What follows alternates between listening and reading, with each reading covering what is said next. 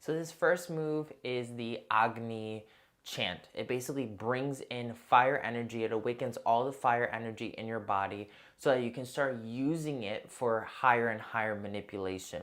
Now, the main mantra that we're going to be using here is Agni. Agni means fire or the source of flame or all-powerful fire, right? It's basically the spirit of fire.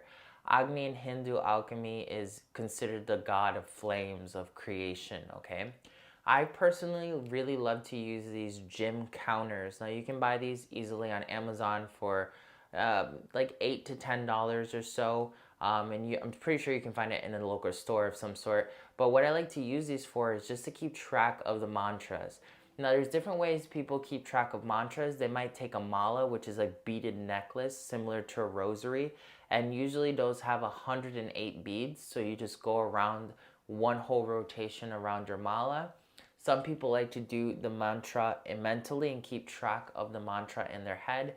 I personally like to use this counter where I end up saying Agni, Agni, Agni, Agni, Agni, Agni, Agni, and I let the counter do all the work so I can be really immersed in the session.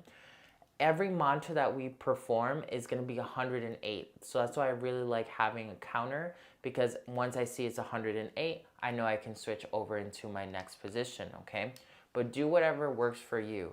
I know it's different for each person, so some people find it more heavily concentrated when they practice it mentally versus through a mala or through a counter. So the first move is very simple.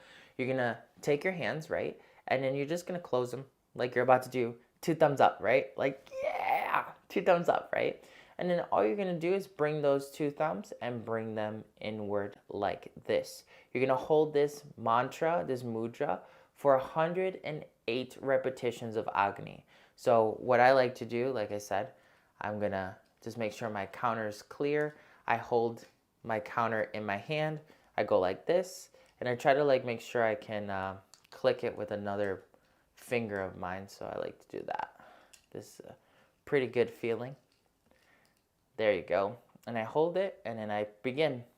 Agni, Agni, Agni, Agni, Agni, Agni, Agni, Agni, Agni, Agni, Agni, Agni, Agni. Now you want to keep a straight spine while you're doing this, and while you keep the straight spine, you're going to notice that there's like this fire sensation that starts going up the spine, almost like an electricity, right? And you want to hold your arms in this position as much as you can. Agni, Agni, Agni, Agni, Agni, Agni, Agni, until you reach 108 repetitions of Agni. Now during this time, what you're doing is you're basically summoning in all the fire in your body, and you're saying awaken, and it starts getting concentrated in the spine.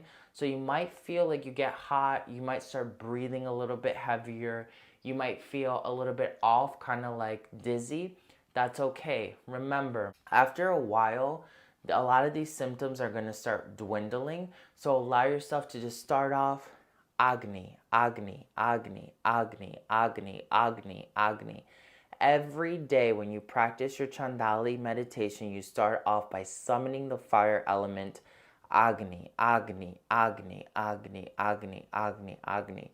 Once this is done, you're going to set a major prayer, and that prayer is, I now awaken, summon, and confirm the ultimate power of fire and Chandali into my entire being. I command this energy into the fabric that creates my reality.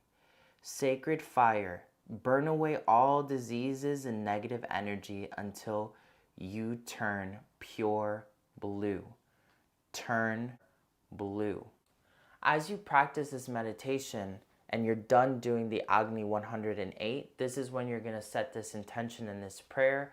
You're going to wait 2 to 4 minutes. Now I teach this in different ways depending on the class, so I'm going to attach a few different workshops that I've done with this so you can have a general idea of the different ways that you can incorporate this into your life. Once you're done with this, try to just sit down and imagine a blue flame overwashing everything. So you're sitting and you're on fire, you're on this blue flame. If you feel like holding your fingers this way the whole entire time, while that blue flame starts consuming you, you can. If you feel like you want to bring your fingers like this and then bring them downward while that blue flame starts really doing all the work for you, you're fine as well. If you're dealing with specific issues in your body, like you're having kidney problems, imagine the blue flame going into the kidneys and burning away any unresolved dilemmas or matter that might be stuck in the kidneys. For instance, kidney stones or any other bacteria that might be sitting in there.